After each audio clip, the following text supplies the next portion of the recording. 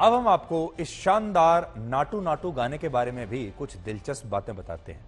पहली बात, ये गाना तेलुगु और हिंदी दोनों भाषाओं में मौजूद है और इसे YouTube पर 20 करोड़ से ज्यादा बार देखा गया है।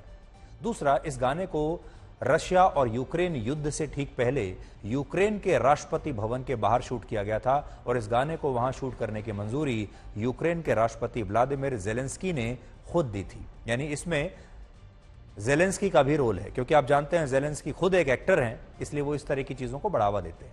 तीसरा, इस गाने में जो शानदार हुक स्टेप दिखाया गया है उसके 80 से ज्यादा वेरिएंट्स थे और गाने में दिखाए गए हुक स्टेप को चुनने के लिए 18 से ज्यादा टेक्स लिए गए।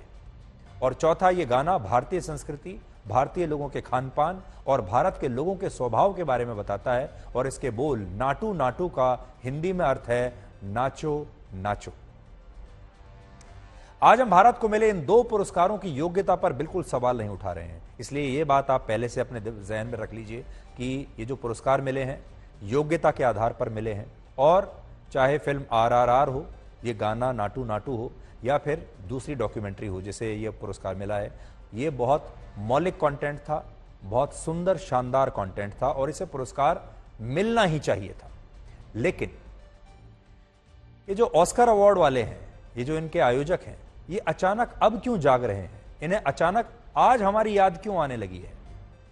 एक सच्चाई यह भी है कि अब हॉलीवुड की फिल्मों के लिए भारत एक बहुत बड़ा बाजार बन चुका है और हो सकता है कि ऑस्कर्स की खुद की गिरती साख और गिरती लोकप्रियता को बचाने के लिए अब वो भारत के लोगों को अपने साथ जोड़ना चाहते हैं। पिछले कुछ वर्षों में ऑस्कर अवार्ड्स की जो व्यूअरशिप है उसमें ऐतिहासिक गिरावट आई है। अब लोग इसे देखते नहीं, पहले तो लोग छुट्टी लेकर रात रात भर जागकर इसे देखा करते थे।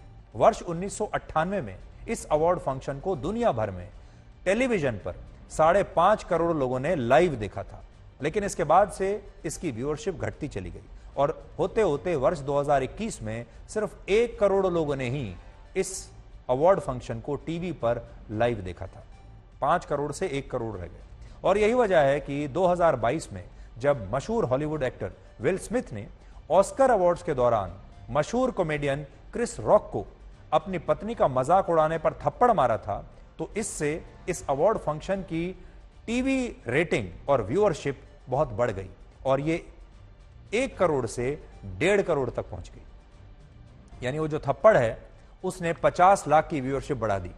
हालांकि 1998 के मुकाबले अब भी बहुत कम है और अगर इसकी व्यूअरशिप टीवी और सोशल मीडिया पर बढ़ानी है तो भारत उस लिहाज से एक बहुत बड़ा बाजार है। और आपको याद होगा ये 2022 में ये किस्सा हुआ था जब विल स्मिथ ने एक थप्पड़ मारा था और तब बहुत सारे लोगों ने इस पर भी शक जताया था, इस घटनाक्रम पर, और तब दुनिया में बहुत सारे लोगों ने ऐसा कहा कि ये एक गिमिक है, यानी एक तरकीब है ऑस्कर अवार्ड के इस फंक्शन की व्यूअरशिप बढ़ाने के लिए।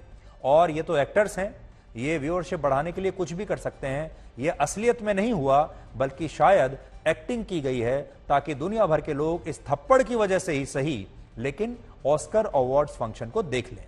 और भारत के लोग इस अवार्ड फंक्शन में तभी दिलचस्पी लेंगे जब हमारे देश की फिल्में इस मंच तक पहुंचेंगी। तो एक थ्योरी यह भी है कि अब हॉलीवुड को भारत के लोगों की जरूरत है और वो भारत के लोगों तक पहुंचना चाहते हैं, लेकिन पहुंचेंगे तब जब भारत की फिल्मों को और भारत के बड़े बड़े कलाकारों को, भारत के कंटेंट को पश्चिमी देशों में स्वीकार्यता मिलेगी और पुरस्कार मिलेंगे।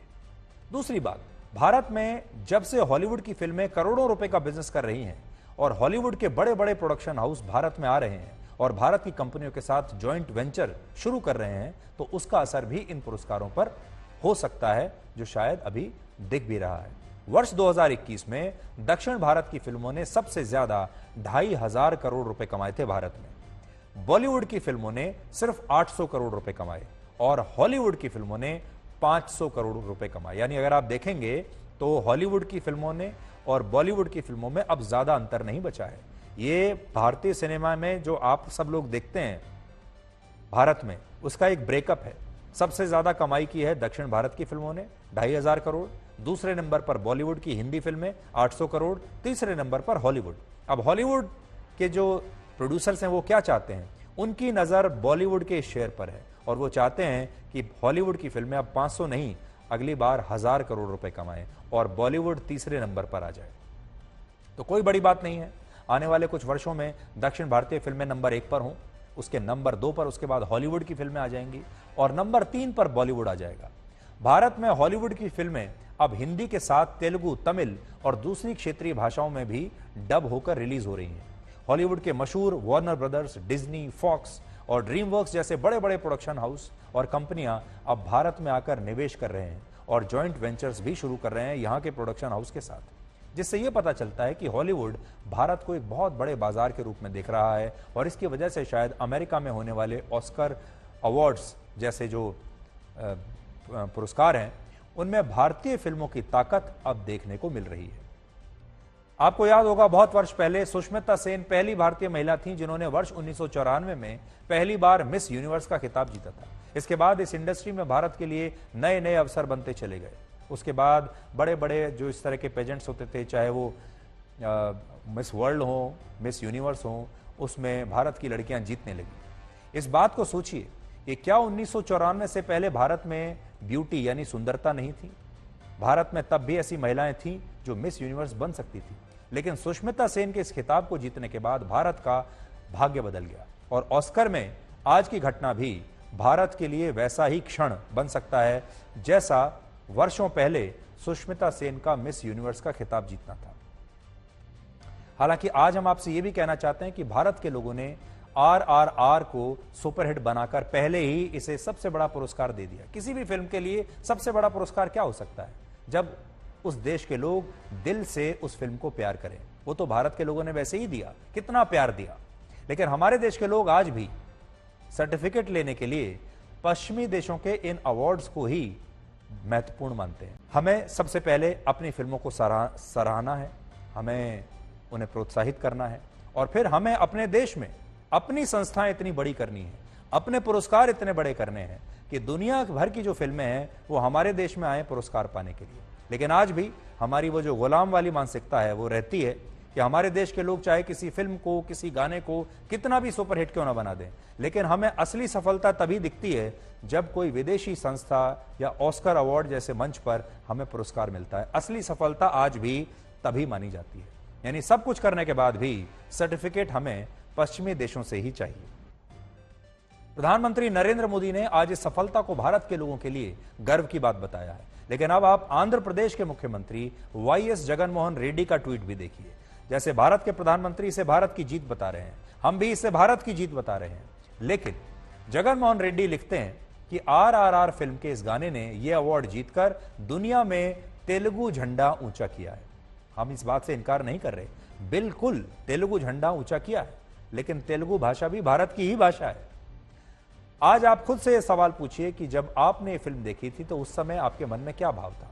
क्या आपने ये फिल्म ये सोचकर देखी कि एक भारत में बनी फिल्म है, या आपने इस फिल्म को इसलिए देखा क्योंकि ये फिल्म आंध्र प्रदेश में बनी है और तेलुगु फिल्म है? लेकिन आंध्र प्रदेश के मुख्यमंत्री ने इसे भी क्षेत्रवाद और क्षेत्रीय भाषा में बांट दिया है। यह हमारे देश की अपनी राजनीति है। अब आपको ऑस्कर अवार्ड्स की एक और शानदार और दिल छू देने वाली तस्वीर दिखाते हैं, और ये जो तस्वीर है ये हम आज डेडिकेट कर रहे हैं हमारे देश की माओं को, या ये कह लीजिए कि दुनिया भर की माओं को। आज जब अमेरिका में वियतनाम मूल के मशहूर एक्टर जिनका नाम है के हुई क्वान, उन्हें बेस्ट सपोर्टिंग एक्टर के लिए ऑस्कर अवार्ड दिया गया तो वो बहुत इमोशनल हो गए, भावुक हो गए, और उन्होंने इस दौरान कहा कि मां, मैंने अभी अभी ऑस्कर जीता है। यानी सफलता के इस क्षण में किसी भी व्यक्ति के मन में सबसे पहले किसका नाम आएगा? अपनी मां का नाम आया। इस क्षण में उनकी जुबान पर जो पहला नाम था वो था उनकी मां। इसलिए अब जो मैं आपको दिखाने जा रहा हूं ये दुनिया की तमाम मांओं को समर्पित है।